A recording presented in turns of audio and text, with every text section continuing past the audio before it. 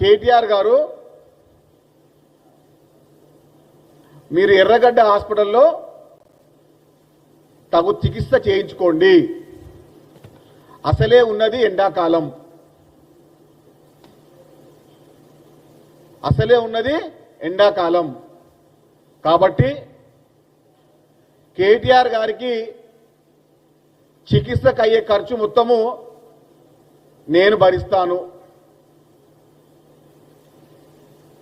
కల్వకుంట్ల తారక రామారావు గారి మతి స్థిమితం లేని మాటలు మాట్లాడుతున్నారు కాబట్టి వారు ఎర్రగడ్డ హాస్పిటల్లో తగు చికిత్స చేయడానికి ప్రభుత్వం తరఫున అదేవిధంగా కాంగ్రెస్ పార్టీ తరఫున కూడా మేము మాకు తోచిన తగు సాయం చేస్తాము.